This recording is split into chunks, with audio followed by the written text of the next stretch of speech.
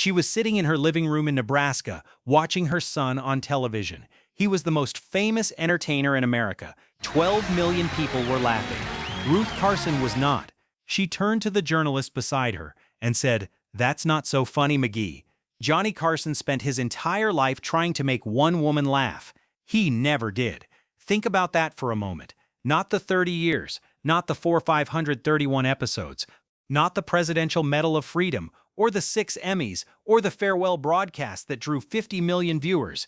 Think about a boy from Nebraska who learned magic tricks to get his mother's attention and never quite stopped performing that same trick for the rest of his life. The trick just got bigger, the audience just got larger, and the woman he was really performing for was still sitting in Nebraska, still watching, still unmoved. Have you ever spent years trying to earn something from someone who simply could not give it? Leave a comment below because that question is at the heart of everything that follows.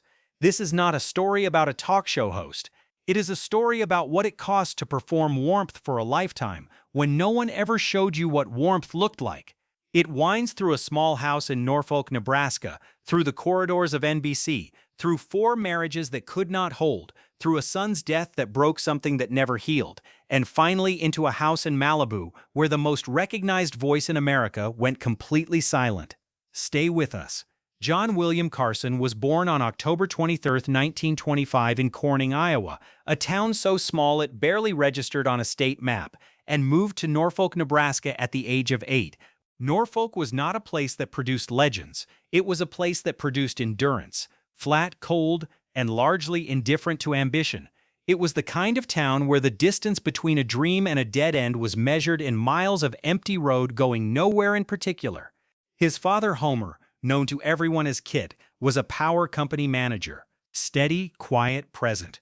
Johnny idolized him. His mother, Ruth, was something else entirely. She was sharp-minded and darkly funny in the way that certain Midwestern women are: humor as armor, wit as distance.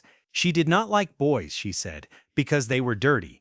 She was domineering, withholding, hard to please in the specific and exhausting way of someone who has decided that approval is a currency to be hoarded rather than spent. Nothing Johnny did merited applause. Nothing he achieved seemed to register. So he did what children do when the ordinary channels of love are closed. He found another way in. At 12, he discovered a book on magic at a friend's house. He ordered a mail-order magician's kit. He made his mother sew him a cape. He began performing card tricks for anyone who would watch, following family members through the house saying, "Pick a card, any card," until the repetition became something between a hobby and a compulsion. He called himself the Great Carsoni. He performed at the local Kiwanis Club, at birthday parties, at school events. He would say years later on The Tonight Show, with the particular precision of a man who has located the exact source of his own formation, "You can be the center of attention without being yourself." He had found it, the thing that worked. Stand in front of people, make them laugh, make them watch, become for the duration of the performance someone they cannot look away from. And if the one person you most needed to reach was sitting in the front row not laughing, well, you learned to keep going anyway. Those early performances taught him something no classroom ever could, that an audience, any audience, would give you what a mother would not: attention, laughter, the particular warmth of a room full of strangers who have decided, at least for the duration of the trick, that you are worth watching. It was a substitution. He did not know it was a substitution. He was 12 years old. He enrolled at the University of Nebraska. He studied speech and drama. He married his college sweetheart, Jody Walcott, in 1949. He began a broadcasting career in Omaha. He was moving, always moving, in the direction of a larger audience, a bigger room, a longer reach, as if the right number of people watching might eventually substitute for the one who never quite did. Have you ever chased something your whole life that turned out to be a substitute for something else entirely? Drop it in the comments, because that is the engine running underneath everything that follows. By October 1962, Johnny Carson was behind the desk of The Tonight Show on NBC. He was 36 years old. He was replacing Jack Paar, inheriting a show with an established audience and a format that had not yet found its final shape. What he built from that desk over the next 3 decades was not simply a television program. It was a nightly ritual for an entire country. At its peak, 12 million Americans watched him 5 nights a week. He was the last voice they heard before sleep. He was more familiar to more households than any politician, any athlete, any film star of his era. He made it look effortless. That was the craft. The monologue that opened each show, 4, sometimes 5 minutes of topical comedy delivered with the unhurried precision of a man who had nowhere better to be. The interviews that followed, conducted with a quality of genuine listening that guests described as rare, even among people whose entire job was conversation. The sketches, the characters, Karnak the Magnificent in his sequined turban, Aunt Blabby, the golf swing that closed every monologue like a signature.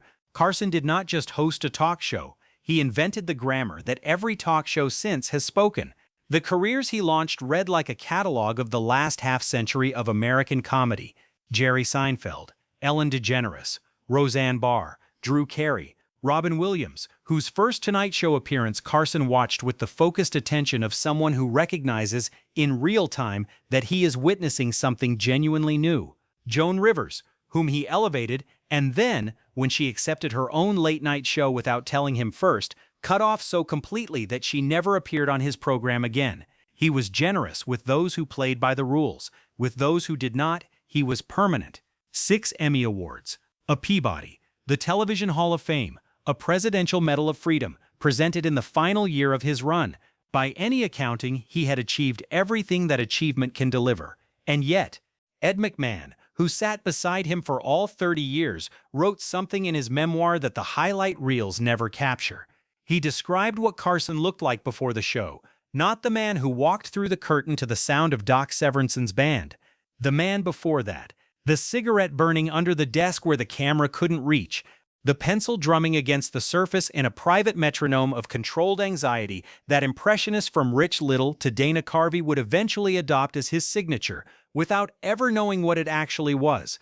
Carson told McMahon directly, "People think I'm always so relaxed, but the truth is I'm always nervous. Making it look easy is a hell of a strain."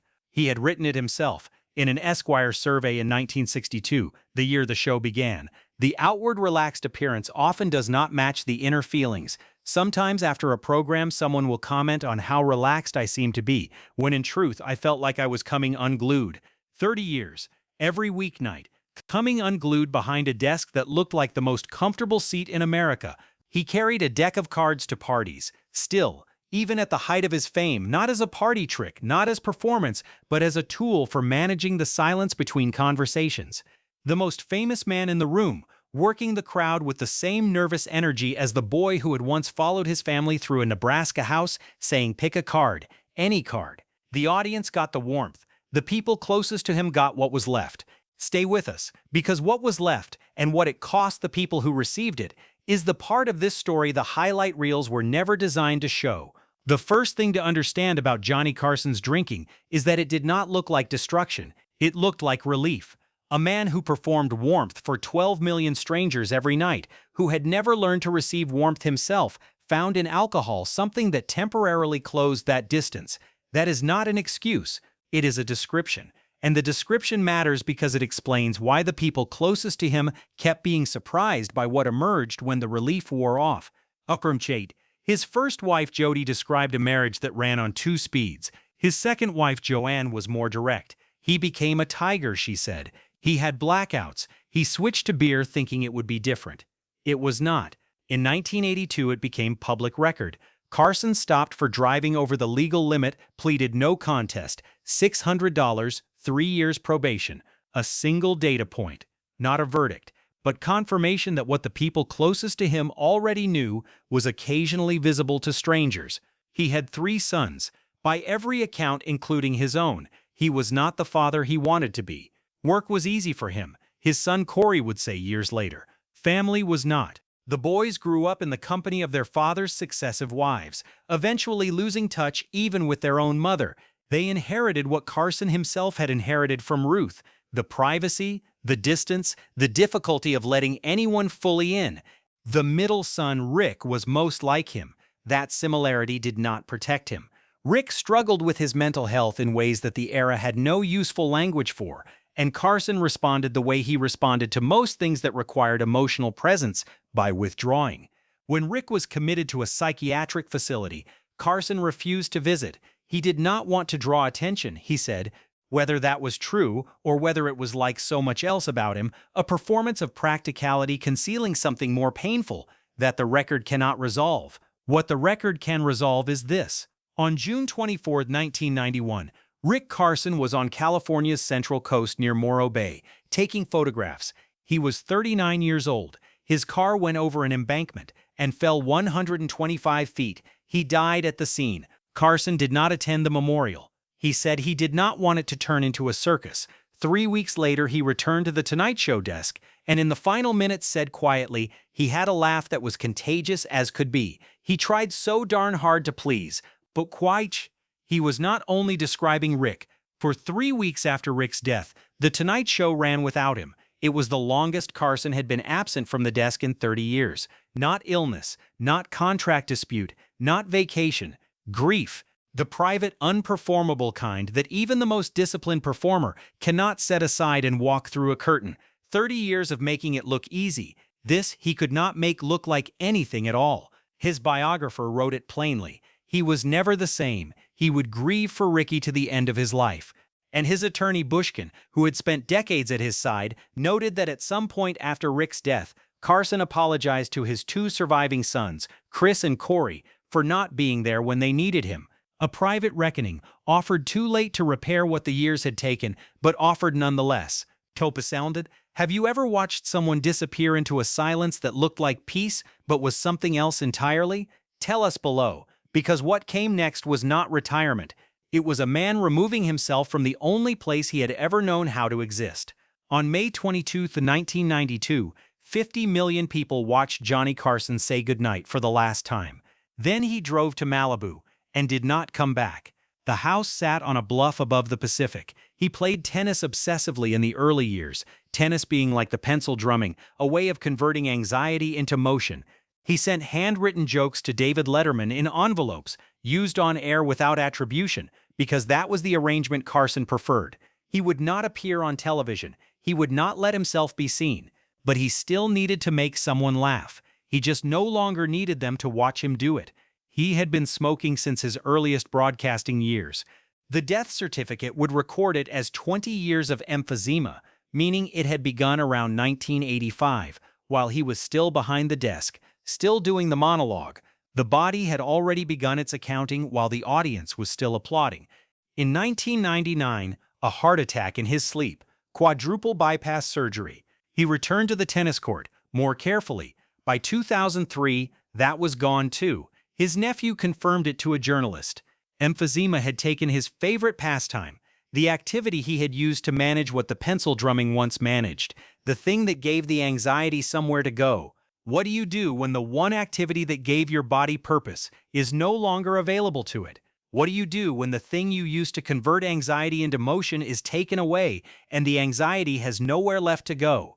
Drop your answer in the comments, because that is what the final years of Johnny Carson's life were quietly asking in a house above the Pacific with no audience and no desk and no curtain to walk through. On January 4, 2005, a photograph was taken outside a movie theater in Los Angeles. Carson was going to see The Aviator, one of the last photographs ever taken of him in public. A man at 79 moving carefully through an ordinary afternoon. 19 days later, he died at Cedars-Sinai Medical Center. Respiratory arrest. 20 years of emphysema finally complete. No memorial service. His body cremated. His ashes given to Alexis, who had watched across 18 years the gradual narrowing of a man who had once filled every room simply by entering it. Ruth Carson had died in 1985. Carson did not attend her funeral. After her death, someone went through her belongings and found a scrapbook. Every article ever written about her son, every review, every profile, every mention, kept in secret, never shown to him, never spoken of. She had been watching the whole time. She had simply never told him. Has spent his entire life trying to make her look up and say, "That's funny, McGee." She never did. She had been looking the whole time. Here is what Johnny Carson's life reveals beneath all the television history and the late-night records and the carefully documented tragedy of a man who could not close the distance between his public self and his private one. It reveals that the performance of warmth, sustained long enough, at sufficient scale, extracts a cost that no contract accounts for. 12 million people received something real from Johnny Carson every night. The laugh was genuine. The timing was genuine. The gift was genuine. What it cost to manufacture that gift, night after night, decade after decade, in a man who wrote in his first year that he felt like he was coming unglued. That cost was paid by the people who stood closest to him, his sons, his wives, the version of himself that never made it past the curtain. Wrote, it reveals something about his mother Ruth, who kept a scrapbook in secret for decades and died without showing it to him. She had been proud the whole time. She simply could not say so, and in that silence she shaped a man who spent 30 years performing for millions because the audience of one never applauded. There is something almost unbearably human in that. Two people who loved each other in ways neither could translate into the language the other needed. What remains is this: a boy from Norfolk, Nebraska, who put on a cape and called himself the Great Carson and walked into rooms asking strangers to pick a card. He never stopped doing that. The rooms just got larger, the strangers numbered in the millions, and the woman he most wanted to impress was sitting in Nebraska, watching through a television screen, keeping her scrapbook, and saying nothing at all. He was the greatest entertainer late-night television has ever produced. He was also a man who never quite figured out how to be known by the people who knew him. Both of those things are true. Neither one cancels the other. If this story moved you, leave a like as a small tribute to a man who made the whole country feel at home while never quite feeling that way himself. Subscribe to this channel. Every week we bring you the stories that exist behind the ones everyone already knows. And share this with someone who needs it today. Someone in their own version of that Nebraska living room, performing for an audience that cannot see them clearly. One last question. If you could say one thing directly to Johnny Carson right now, not about the show, not about the monologues, but about the man, what would it be? Leave it below. He may never read it, but someone else watching this might need to hear exactly what you have to say.